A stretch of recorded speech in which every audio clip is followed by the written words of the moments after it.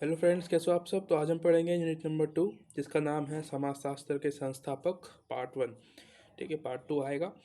उसमें भी सेम नाम लिखा होगा, बस उसमें पार्ट 2 लिखा होगा। वहाँ पे भी हम समाजशास्त्र के संस्थापकों के बारे में बात करेंगे। अभी फ़िलहाल हम दो के बारे में बात कर रहे हैं यहाँ पे। सबसे पहले है अगस्ट कॉम्ट, दूसरे का नाम है हर्बर्ट स्पेंसर। ठीक है, बेसिकली हम यहाँ पे बात करेंगे इनके बारे में। और सबसे पहले अगस्त कॉम्ट है। इनका जन्म 1798 में हुआ है और मृत्यु 1857 में, जो आपकी 1857 क्रांति थी उस समय। बाकी आप जो इनका परिचय है ये पढ़ लेना। ठीक है, ये फ्रांस के रहने वाले हैं और कैथोलिक परिवार से संबंधित रखते हैं। ये आपके अगस्त कॉम्ट है। उसके बाद यहाँ पे बेसिकली इनका जो मैंने आपको लास्ट वीडियो में बताया था कि जो सामाजिक परिवेश है वो कैसा है, फ्रांस का जो समाज था वो किस तरीके से था। मैंने आपको बताया था कि स्टेट में बटा हुआ था। स्टेट मतलब जैसे कि इंडिया में आपकी वर्ण व्यवस्था होती है, ब्राह्मण, क्षत्रिय, वैश्य, शूद्र, उसी तरीके से फ्रांस में भी वर्ण व्यवस्था थी। ठीक है, वहाँ पे भी बेसिकली 3 भाग में लोग बटे हुए थे। यानी कि सबसे पहले वाले पे पहले स्टेट में राजा महाराजा हैं, सेकंड वाले में उनके सेनापति हैं और जो नॉवेल्स है वो आते हैं, और थर्ड वाले में जो प्रजा है यानी किसान वगैरह जो गरीब व्यक्ति है वो आता है उसके अंदर। ठीक है, तो 3 स्टेट में बटा हुआ था। भारत में 4 स्टेट में बटा हुआ है। ये डिफरेंसेस है, बस ज़्यादा कुछ खास नहीं है। ठीक है जी, हम इनका जीवन परिचय से छोड़ के मुख्य विचार शुरू करेंगे। मुख्य विचार, सबसे पहले मैं आपको इनके बारे में एक बात बता दूं कि ये बेसिकली जो इनका मेन फोकस है वो है साइंस पे। ठीक है, ये चाहते हैं कि समाज हम ना मतलब कि जो समाजशास्त्र है उसको हम व्यवहारिक तौर पे समझें और उसकी जो एक समाज को हम एक प्राकृतिक जो विज्ञान होता है यानी कि हम साइंस के तौर पे समझें। साइंस मतलब जैसे कि हम डॉक्टरेट जो होती है, यानी कि किसी लैब में बैठ के जो साइंटिस्ट होते हैं किसी चीज़ के ऊपर रिसर्च करते हैं ना, बैठ के आराम से देखते हैं, उसके बारे में रिसर्च करते हैं कि भाई खून जो है, ब्लड है, उसका कौन सा पॉजिटिव है, ए बी सी या नेगेटिव है। उस तरीके से हम जैसे साइंस को पढ़ते हैं, वो उनका मानना है कि हमें समाजशास्त्र को इस तरीके से पढ़ना चाहिए। राइट, सबसे पहले यहाँ पे दिया हुआ है कि भाई जो काउंट है वो समाजशास्त्र को एक नए तरीके से जो है ऑर्गेनाइज करना चाह रहे थे। ऑर्गेनाइज, ठीक है, पुनर्गठन करना चाहते थे। उसके अलावा यूरोप समाज और विशेष रूप से फ्रांसीसी जो समाज है उस पर महत्वपूर्ण परिवर्तन हो रहे हैं और उनके साथ साथ नए सिद्धांत भी बनने चाहिए। इनका ये भी मानना था कि जिस तरीके से फ्रांस में परिवर्तन हुए थे, हमने लास्ट चैप्टर में बात की थी कि जो फ्रांस था या फिर जो यूरोप है वहाँ पे परिवर्तन किस तरीके से हुए थे, है ना। औद्योगिक क्रांति आई वहाँ पे, और वाणिज्यिक क्रांति आई, वैज्ञानिक क्रांति आई। इस तरीके से ये जो परिवर्तन थे, इनका मानना था कि परिवर्तन तो हो रहे हैं और चेंजेस तो आ रहे हैं, लेकिन हमारे दिमाग जो है वो वहीं के वहीं है। हमारे जो सिद्धांत है वो भी बदलने चाहिए उसके अकॉर्डिंग। सिद्धांत मतलब हमारे जो थॉट्स है, प्रोसेसिंग है, जो हमारी सोचने की क्षमताएं हैं वो बढ़नी चाहिए। ठीक है, उसके अंदर परिवर्तन होना चाहिए, यानी कि हम धर्म से हटके किसी और चीज़ के बारे में बात करनी चाहिए हम लोगों को। तो ये क्या था, ये इनका मानना था। ठीक है, इन्हीं यही वो लोग हैं जिनकी वजह से आप समाजशास्त्र पढ़ पा रहे हो। राइट, कॉम्ट समाजशास्त्र को समाज का एक विज्ञान ही नहीं मानते थे। उनका मानना था कि समाज का पुनर्गठन के लिए समाजशास्त्र को एक व्यवहारिक यानी कि बिहेवियर में उतारना चाहिए हमें। मैंने बता दिया ये वाला आपको। और ये भी बोल रहे हैं कि जो हमारा समाजशास्त्र है वो एक विज्ञान के रूप में काम करता है। ठीक है, विज्ञान के रूप में काम करता है तो उसमें क्या होता है कि जो हम हमारा जो हिस्ट्री है, हमारी जो इतिहास है, वो हम उसको तो पढ़ पाते हैं। इसके अलावा हम अपने हिस्ट्री से कुछ सबक लेके अपने भविष्य में उसको उतार सकते हैं। अगर मतलब उसको हम आज उतारें तो हमारा भविष्य जो है अच्छा हो सकता है। इनका ऐसा मानना था कि जो भी हम फ्यूचर से मतलब जो हम अपने पास्ट से सीख रहे हैं उस सीख को हम आज अपनाएं, और आज अपनाने के बाद वो फ्यूचर में हमें फ़ायदा दे। ठीक है, तो ये इनका मानना था, यानी कि ये फ्यूचरिस्टिक थे, यानी कि आगे की बात भी कर रहे हैं। बेसिकली इनका मानना है कि हमें जो भी हमने पास्ट में गलतियाँ की है हमें उससे सीखना चाहिए। राइट, और उससे सीख के हमें आगे बढ़ना चाहिए, अपने फ्यूचर को अच्छा करना चाहिए, ऐसा अगस्त कॉन्टे का मानना है। तो ये बेसिकली इनके विचार हैं। ठीक है, ये आप इतना तो आप समझ ही गए होंगे कि ये क्या सोच रहे हैं, और साइंटिफिक जो मेथड है उस पर ज़्यादा ध्यान दे रहे हैं कि भाई हमें समाजशास्त्र को एक रिसर्च के रॉप पे लेना चाहिए, जैसे कि रिसर्च साइंटिस्ट करते हैं बैठ के अपने लैब के अंदर, वैसे ही हमें इसके बारे में भी करना चाहिए। ठीक है, ध्यान देना चाहिए सही तरीके से। 3 अवस्थाओं का नियम बताया इन्होंने। 3 अवस्था मतलब यहाँ पे बेसिकली कह रहे हैं कि जो मानव है यानी कि जो इंसान है उसके अंदर जो परिवर्तन होता है वो एक अवस्थाओं के अंदर होता है, यानी कि समय के अकॉर्डिंग होता है। जैसे कि आप बच्चे होते हैं तो आपका जो दिमाग होता है बच्चों वाला होता है। ठीक है, हम आप बात बात पर रोने लग जाते हो, कोई भी बात होती है कि भूख लग रही है, बच्चा रोने लगा। फिर बड़ा होता है, फिर वो किसी और बड़ी बड़ी जो बातें होती छोटी मोटी उस पर उसका जो है गुस्सा हो जाता है। उसके अलावा जब वो मैच्योर होता है तो फिर वो जो है अपने आप को शांत कर लेता है कि नहीं, अब मुझे अपनी फैमिली को संभालना है, ऐसे छोटी मोटी बातों पर नहीं रोना है। ये जो है मैच्योरिटी जो है समय के अकॉर्डिंग आती है। तो उसी तरीके से समाज जो है, बेसिकली ये फ्रांस में रहते हैं तो ये फ्रांस या फिर यूरोप के समाज के बारे में ज़्यादा बात करते हैं। तो वहाँ पे इनका ऐसा मानना है अगस्त कॉम्टे का कि जो समाज है वो 3 रूपों में बटा होता है, पहला, दूसरा और तीसरा। इसमें क्या होता है कि सबसे पहला जो लोगों का विचार होता है यानी कि जो उनकी जो सोच होती है वो धर्म के अकॉर्डिंग होती है। धर्म के अकॉर्डिंग मतलब वो धर्म पे ज़्यादा भरोसा करते हैं। ठीक है, हमारा जो हम अपने पास्ट में देखें, इंडिया के अगर एग्जांपल ले तो हमारे भारत में इंडिया में भी ऐसा ही था कि भाई धर्म पे जो है ज़्यादा लोग भरोसा करते थे कि भाई ब्राह्मण जाति है, क्षेत्र है, ये जो है धर्म लेने की जाति के अकॉर्डिंग उनका जो है एक काम था सेट हुआ पड़ा कि भाई ये लोग ये करेंगे। फिर बाद में अब कानून बन गया है तो इन लोगों को जो है किस न किस तरीके से उसको हटाना पड़ता है, अपने जो विचार है उसको थोड़ा बहुत रिफ्रेश करना पड़ता है कि नहीं यार, अब धर्म, अब जो है संविधान है तो अब हमें नहीं करना चाहिए सब। ठीक है, तो वो भी एक हो सकता है इसका एग्जाम्पल, राइट। उसी तरीके से इन्होंने बताया कि तद मीमांसा अवस्था भी आती है, यानी कि ये वो अवस्था होती है जब हम धर्म के बारे में बातें कम करते हैं और हम धीरे धीरे करके हम टेक्नोलॉजी पे या अपने जो है रोज़ी रोटी पे बात करते हैं कि भाई अब हमें कमाना है, हमें मतलब कि तरक्की करनी है, हमें टेक्नोलॉजी पे भी ध्यान देना है। तो ये जो है ये वो समय होता है जो हम उस चीज़ों के बारे में सोचने लग जाते हैं। ठीक है, सोचने के बाद फिर हम जब करते हैं तो वो होता है सकारात्मक अवस्था। ठीक है, जो भी हम चीज़ें करते हैं उसको हम पॉजिटिव वे में करते हैं, उसी को हम सकारात्मक अवस्था कहते हैं। यानी कि हम टेक्नोलॉजी पे ध्यान दे रहे हैं और उसको हम कर रहे हैं, हमने नई नई खोज करी है, हमने जो है व्यक्ति के अंदर कितनी हड्डियाँ होती हैं ये गिना है हमने, जो ब्लड सर्कुलेशन होता है, रक्त प्रवाह होता है, उसके बारे में अध्ययन किया है कि किस तरीके से बॉडी में जो ब्लड होता है वो काम करता है, उसका क्या यूज़ है। ठीक है, तो ये आता है लोगों की चिंतन से। जैसे कि मैंने आपको बताया था कि भाई हमारे यहाँ पे 3 तरीके के बता रहा हूँ मैं, 4 तरीके के समाज थे यानी कि शुरुआत से, यानी कि समय के अकॉर्डिंग। पहले हमने बताया आदिवासी यानी कि साम्यवादी समाज। ठीक है, फिर मैंने आपको दूसरा बताया था, दूसरा था हमारा दास पर था।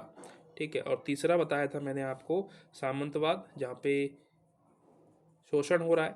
ठीक है, दास पर था जो है जहाँ पे बहुत ज़्यादा शोषण हो रहा है गरीबों का, जो दास है उनका। इससे कम इस वाली अवस्था में हो रहा है, इससे कम पूंजीवादी अवस्था में हो रहा है, पर हो सब में रहा है। ठीक है, बराबर मतलब उनकी जो डिग्री है वो कम हो गई है, यानी कि पहले से कम हो रहा है लेकिन हो अभी भी रहा है। ठीक है, यानी कि पूंजीवादी व्यवस्था में आप देखते हो, आप किसी फैक्ट्री में जाके काम करते हो तो वहाँ पे जो लाभ होता है वो सारा जो उद्योगपति है, जो उसका मालिक है, उसको होता है, आपको नहीं मिलेगा। जितना आपके जो सैलरी है वो ही आपको मिलेगी, उसके अलावा आपको कुछ नहीं मिलेगा। ये जो है पूंजीवादी व्यवस्था के अंदर है। सामंतवादी व्यवस्था इससे थोड़ी और मुश्किल थी, वहाँ पे जो है जो किसान होते थे उनको कृषि कराते थे अपनी ज़मीन पे, क्योंकि किसानों को ज़मीन रखने का अधिकार नहीं होता था। मैंने आपको लास्ट वीडियो में बताया था ये वाली बात।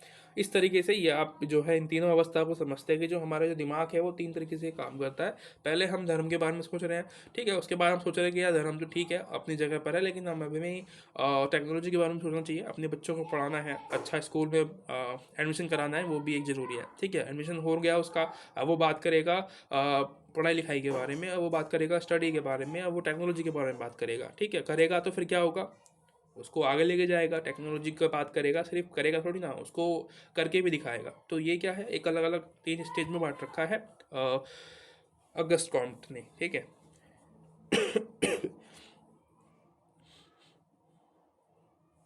अगस्त कॉम्ट ये भी कह रहे हैं कि जो समाज होता है वो जटिल अवस्था से सरल अवस्था में जाता है, यानी कि पहले तो हमारी जो प्रॉब्लम होती है वो आसान होती है।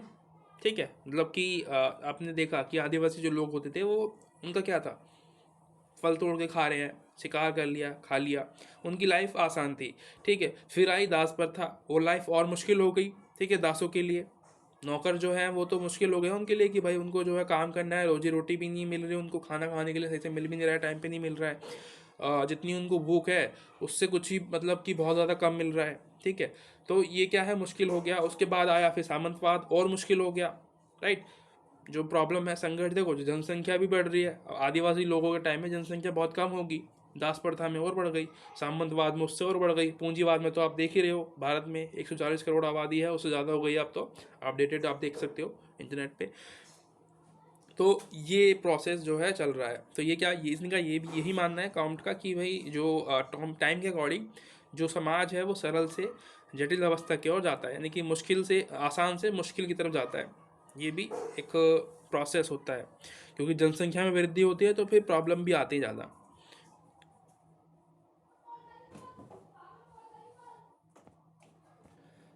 विज्ञान का श्रेणीकरण, यहाँ पे अगस्त कॉम्ट कह रहे हैं कि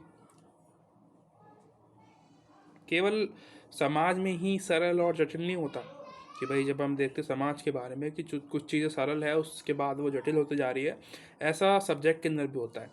ठीक है, आप बात करते हो इंग्लिश की, आप शुरू में जब इंग्लिश पढ़ते हो तो आप कविताएं पढ़ते हो छोटी मोटी, ठीक है, छोटी मोटी बातें करते हो उसमें, फिर बाद में आप एडवांस पढ़ते हो तो जो दिक्कतें होती है बढ़ जाती हैं, और जो समझने वाली जो चीज़ें होती हैं वो थोड़ी मुश्किल हो जाती है ना, क्योंकि टफ लैंग्वेज होने लगती है। क्योंकि शुरू में आप पढ़ोगे तो वो आसान हो जाएंगी, जैसे हम NCERT पढ़ते हैं तो वो आसान होती है, स्कूल की जो बुक्स होती हैं वो स्टोरी के रूप में लिखी होती है। पर जब आप पढ़ते हो, ग्रेजुएशन की बुक पढ़ते हो, आप MA की पढ़ते हो, PhD करने वाले हो, उसकी बुक पढ़ रहे हो तो वो मुश्किल होती है, उसकी लैंग्वेज बहुत टफ होती है, उसको समझना इतना आसान नहीं होता। तो ये जो सिद्धांत है, ठीक है, ये जो मेथड है, ये सिर्फ समाज पे अप्लाई नहीं होता है, ये सब्जेक्टों पे अप्लाई होता है, ठीक है, विषयों पे अप्लाई होता है। यही अगस्त कॉम्टे कह रहे हैं।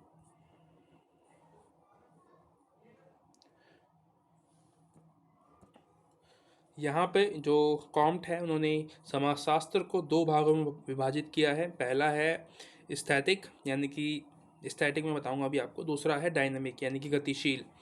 तो स्थैतिक मतलब होता है समाज के अस्तित्व की दशाओं का अध्ययन करना। बेसिकली मैंने भी आपको बताया कि जो समाज है वो उसको हम चार समय के अकॉर्डिंग चार भागों में बांटते हैं। ठीक है, अभी मैं बांटता हूँ, रुको एक मिनट। पहला है साम्यवादी समाज। ये टॉपिक मैं बार बार ले रहा हूँ क्योंकि यही है इसके अंदर, ठीक है, आपको बार बार देखने को मिलेगा, ये बोर नहीं होना इस बात से हमें। दास प्रथा, उसके बाद सामंत, ठीक है, उसके बाद पूंजीवाद। तो अभी क्या है, ये जो स्टैटिक है ये बात करता है इस समय, जैसे कि ये पर्टिकुलर समय है, या फिर ये समय है, या फिर ये समय है, या फिर ये समय है, इसके अंदर क्या क्या प्रोसेस हो रहे थे, क्या क्या चैलेंजेस आ रहे थे लोगों के लिए, उसके बारे में अध्ययन करता है। ठीक है, स्टैटिक के अंदर हम बात करते हैं। तो दूसरी तरफ अगर हम बात करते हैं डायनेमिक के बारे में, यानी कि गतिशील के बारे में, तो हम बात करते हैं इन दोनों के बीच में जो परिवर्तन हुआ, यानी कि साम्यवाद से हम जब दास प्रथा में गए तो क्यों गए, क्या कारण थे उसके पीछे। अगर हम बात करते हैं कि भाई हम साम्यवाद से चेंज होकर दास प्रथा के अंदर जा रहे हैं, कोई भी प्रोसेस के अंदर हम चेंजेस आ रहे हैं, तो क्यों आ रहे हैं, ऐसा क्या रीज़न रहा है उसके पीछे कि भाई हम अर्ली मैंस थे, आराम से ज़िंदगी जी रहे थे, तो क्या ज़रूरत पड़ी कि हम दास प्रथा के अंदर आए। फिर उसके बाद हमने चेंज किया सामंतवाद के बाद आया पूंजीवाद।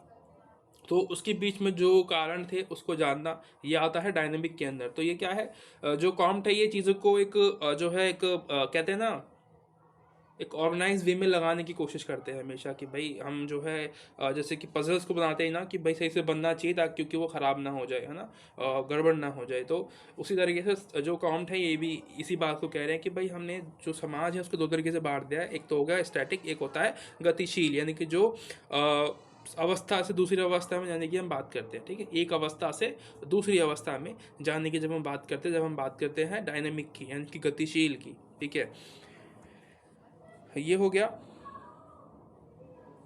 समकालीन समाजशास्त्र पर कॉम्ट के विचारों का प्रभाव।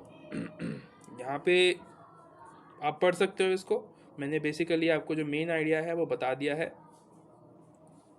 इनके बारे में हम एक साथ पढ़ लेंगे, लास्ट में एक कंपैरिजन आता है दोनों के बारे में, छोटी मोटी बातें हम देख लेंगे क्या है। हम मेन फोकस होता है आपको बस छोटा सा समझना है कि भाई क्या सोच रहे हैं, इनके जो दिमाग में क्या चल रहा है। ये बाकी जो चीज़ें हैं वो आसान हो जाएंगी। कॉन्सेप्ट क्लियर हो जाता है ना, कॉन्सेप्ट क्लियर हो जाता है तो बाकी सारी चीज़ें ऑटोमेटिकली आसान हो जाती हैं। अगले हमारे समाजशास्त्री हर्बर्ट स्पेंसर, इनके बारे में पढ़ेंगे। तो ये फ़ोटो का मैं आपको एक बार मतलब बता देता हूँ, आपने साथ पढ़ भी लिया होगा और समझ में आ भी गया होगा कुछ कुछ लोगों को। लेकिन ये आपके है हर्बर्ट स्पेंसर, ठीक है।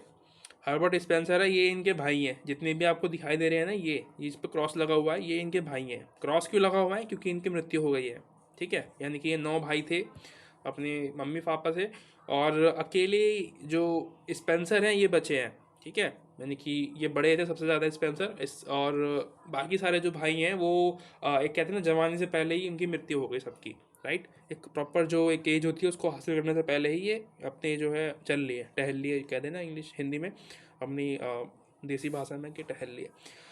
जीवन परिचय की जरूरत नहीं है, बस इन्होंने एक बुक लिखी थी अपनी जिसका नाम है सर्वाइवल ऑफ द फिटेस्ट, जो लिखी है इन्होंने बुक, ठीक है। बाकी मेन चीज़ क्या है इनके बारे में, इनका मुख्य विचार जानना। मुख्य विचारों में कुछ ज़्यादा खास नहीं दिया हुआ है, बस आपको 3-4 बुक के नाम दिए हुए हैं। ये बुक वो है जहाँ से इन्होंने, यानी कि इग्नू वालों ने एक सपोर्टिंग के लिए ये लिए हैं, जहाँ से भी इनके विचार आपको पढ़ने को मिल रहे हैं ना, इन्हीं बुक से लिए गए हैं। जो हम पिछले हम पढ़ के आ रहे हैं कॉम्ट के बारे में, वो भी उनके जो बुक्स लिखी गई उनके द्वारा वहाँ से लिए हैं। इनके भी जो बुक लिखी गई है 3-4 बुकें हैं ये, इनके अंदर से इनके जो विचार हैं ये लिए गए हैं बस, ठीक है। इसके बारे में, बुक के बारे में और कुछ मतलब इम्पोर्टेंट नहीं रखता है यहाँ पे। यहाँ पे एक फैक्ट वाली बात ये है कि जो स्पेंसर है, हर्बर्ट स्पेंसर है, जिनके बारे में भी हम पढ़ रहे हैं, ये बेसिकली प्रोसेस के ऊपर ध्यान देते हैं। इनका ऐसा मानना है कि जो नेचर है वो अपना जो काम है वो करता है, ठीक है। हमें नेचर के अंदर हस्तक्षेप नहीं करना चाहिए, ठीक है। उसके मतलब जो जो भी चल रहा है समाज के अंदर वो चलते रहना चाहिए। जो भी हो रहा है एक प्रोसेस के मुताबिक हो रहा है, शायद किसी ने सोच रखा है, भगवान ने सोच रखा है, तो नेचर है ये ऑटोमेटिकली काम करेगा, इसको वैसे ही रहने दो, इसमें चेंजेस मत करो। जबकि हम पढ़ के आ रहे हैं अभी कॉम्ट के बारे में, वो ऐसा नहीं कह रहे हैं। उनका मानना है कि हमें जानना चाहिए इसके पीछे का कारण क्या है ना, कारण जानने की बात कर रहे हैं वो कॉम्ट जो है। पर ये कह रहे हैं कि हमें कारण नहीं जानना चाहिए, हमें सब कुछ छोड़ दो खुला, जैसा जो हो रहा है होने दो, ठीक है। यानी कि समय पर छोड़ने की बात कर रहे हैं स्पेंसर। तो ये एक टॉपिक था छोटा सा, मैंने आपको बता दिया। ये इंपॉर्टेंट होता है, हल्की हल्की सी बातें होती हैं, ये आपको याद रखनी होती है, ठीक है। आपको फ्यूचर में ये काम आएगा, अगर आप इसको और पढ़ते हो बाद में तो ये आपको हेल्प करेगा।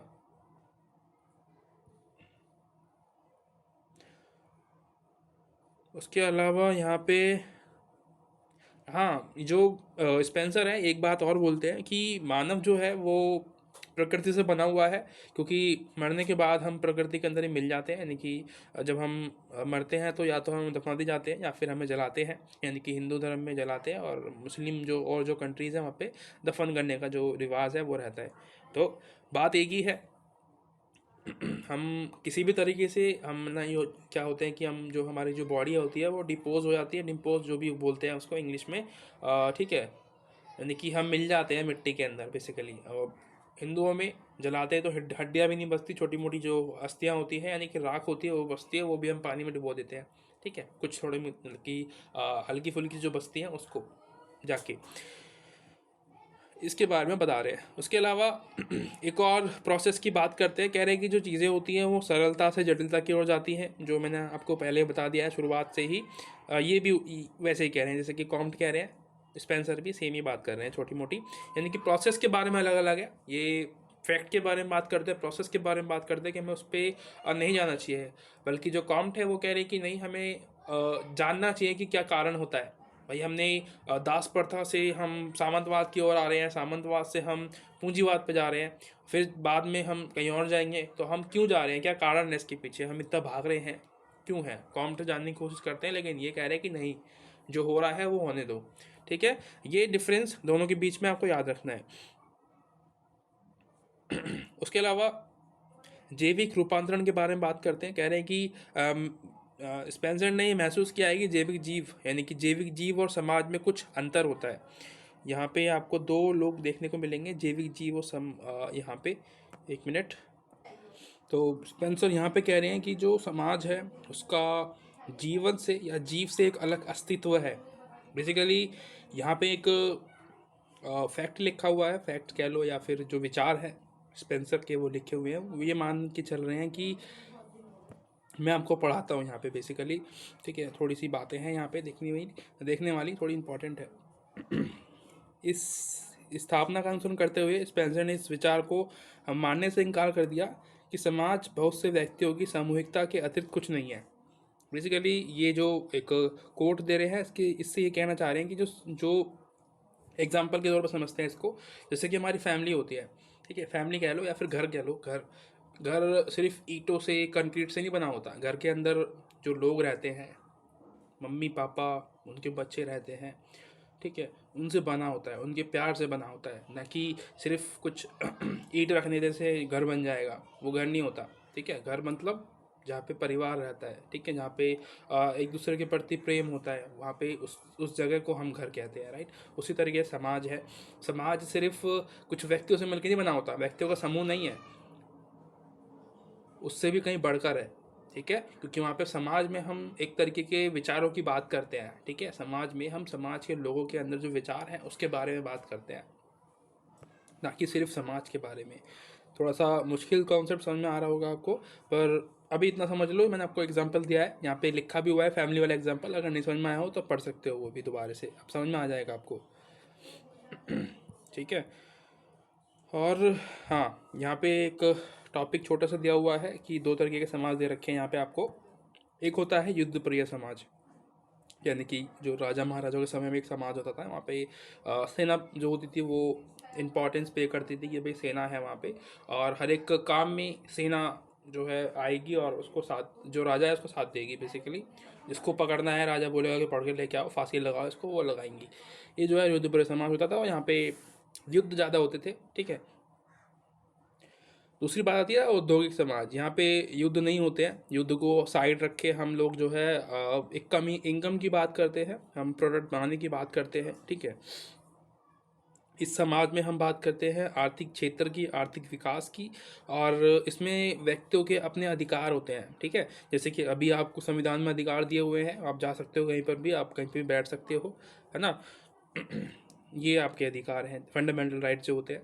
उसी तरीके से यहाँ पे औद्योगिक समाज जो है, अभी जो समाज चल रहा है उसको हम औद्योगिक समाज कहते हैं। यहाँ पे आपको हर तरीके के अधिकार मिलते हैं, ठीक है, जो आप अभी यूज़ करते हो अपनी लाइफ में, आप कहीं पे भी जा पाते हो, वो इसी के अंतर्गत आता है। समकालीन समाजशास्त्र पर स्पेंसर के विचार का प्रभाव, यहाँ पे ये वाला टॉपिक। अब वैसे हमने जो बात करनी थी वो कर चुके हैं हम। यहाँ पे थोड़ा बहुत दोनों के बीच में एक छोटा सा कंपैरिजन दिया हुआ है कि कौन क्या सोच रहा है, ताकि आपको एक क्लैरिटी आ जाए कि भाई दोनों का जो विचार है वो किस तरीके से अलग अलग हैं या एक है, ठीक है। दोनों के हम जो है ट्रांसपेरेंट रहेंगे, यहाँ पे देखेंगे कि कौन से क्या सोच रहा है, कौन सा व्यक्ति किस बारे में क्या सोच रहा है, स्पेंसर क्या सोच रहा है, कॉम्ट क्या सोच रहा है, ऐसे देखेंगे हम, राइट। तो जैसे कि मैंने आपको बताया भी था पहले भी कि जो कॉम्ट है वो समाज के अंदर जो है एक, कहते हैं ना, इंटरफेयर करने की कोशिश कर रहे हैं। वो कह रहे हैं कि समाज को अच्छा बनाओ, हम बना सकते हैं, हम समाज के नागरिक हैं, तो हमारा पूरा कर्तव्य बनता है कि हम एक अच्छे नागरिक बने और समाज को एक अच्छा एक भविष्य दे, ठीक है। उसी तरफ जो स्पेंसर है वहाँ पे, यहाँ पे लिखा हुआ है इनके बारे में कि भाई जो स्पेंसर है वो ये कह रहे हैं कि हमें समाज में इंटरफेयर नहीं करना चाहिए, ठीक है। समाज एक तरीके से क्या कहते हैं, जैसे कि नेचर है, हमें नेचर में इंटरफेयर नहीं करना चाहिए, वैसे समाज भी है, ठीक है। समाज जो है नेचर से बना हुआ है, क्योंकि समाज के जो व्यक्ति होते हैं वो समाज नेचर के अंदर घुल मिल जाते हैं और हम मरने के बाद मिट्टी में मिल जाते हैं। उसी तरीके से इनका भी ये मतलब कि जो स्पेंसर है वो यही कह रहे हैं कि समाज जो है उसको इंटरफेयर नहीं करना चाहिए, व्यक्तियों को इंटरफेयर नहीं करना चाहिए, किसी भी तरीके की प्रोसेस में जो हो रहा है उसको होने देना चाहिए, ठीक है। पहला तो ये हो गया। अगर ऐसा हम करते हैं, अगर इंटरफेयर करते हैं तो हम, हमारे लिए जो है सही नहीं है, वो जो हस्तक्षेप है, इंटरफेयर है, वो हमारी सेहत के लिए सही नहीं है, ऐसा स्पेंसर कह रहे हैं, ठीक है। जिसके कारण जो स्पेंसर है इन्होंने एक, क्या कह सकते हैं कि एक सिद्धांत दिया है मुक्त बाज़ार का, यानी कि फ्री ट्रेड का, जहाँ पे इनका मानना है कि हमें जो बाज़ार है, जो मार्केट है, हमें उस पे हस्तक्षेप नहीं करना चाहिए। जैसी मार्केट चल रही है, जो सही अच्छा सामान बनाएगा उसका सामान सेल होगा डेफिनेटली, जो अच्छा नहीं बना पाएगा उसको नहीं, उसका सामान सेल नहीं होगा। तो ये क्या है, बाज़ार मुक्त बाज़ार है, यहाँ पे हम प्राइस सेट नहीं करेंगे किसी भी चीज़ का। गवर्नमेंट के लिए है बेसिकली, जैसे किसी भी देश की गवर्नमेंट होती है तो वो बाज़ार में किसी भी चीज़ का प्राइस सेट करती है कि भाई ये जो चीज़ है वो इतने की बिचेगी। इनका मानना है कि ऐसा नहीं करना चाहिए हमको, हमें जो प्रोसेस है उसको छोड़ देना चाहिए खुला, बाज़ार की तरह। जैसे कि बाज़ार में हम देखते हैं कि भाई जो चीज़ें हैं उनकी डिमांड ज़्यादा होती है तो उनकी जो कीमतें होती हैं बढ़ जाती है, अगर डिमांड कम होगी तो कीमतें कम हो जाएगी। ये स्पेंसर का मत है, ठीक है, उनके विचार हैं। ये हमने पढ़ लिया चैप्टर। इसके अलावा इसमें आपको कुछ नहीं मिलेगा, ठीक है, चैप्टर ख़त्म हो जाता है, सारांश आ गया यहाँ पे। अच्छा लगा हो वीडियो, लाइक सब्सक्राइब कर सकते हो। अगली वीडियो जल्दी आएगी, आपका एग्ज़ाम नज़दीक है और मैंने काफ़ी देर बाद ये जो है ये पढ़ाना शुरू किया है तो शायद टाइम लग सकता है उसमें। Sorry for that. अगर आप कर सकते हो अपनी तरफ से तो कर लेना, मैंने आपको काफ़ी सारी चीज़ें बता दी है इसके अंदर भी, और कोशिश कर रहा हूँ मैं जल्दी जल्दी लेके आऊँ, पर शायद जितना जल्दी आपका एग्ज़ाम है ना हो पाए मेरे से, ठीक है, क्योंकि बहुत बड़े बड़े लेंथी लेंथी जो है ये चैप्टर्स हैं जिनको करने में दिक्कतें भी आती हैं, है ना, बनाना इतना आसान नहीं होता वीडियो। तो इसी बात पे लाइक कमेंट सब्सक्राइब और शेयर वगैरह जो है आपको कर सकते हो, करना हो तो। मिलते हैं अगली वीडियो में। Thank you so much for watching, bye bye.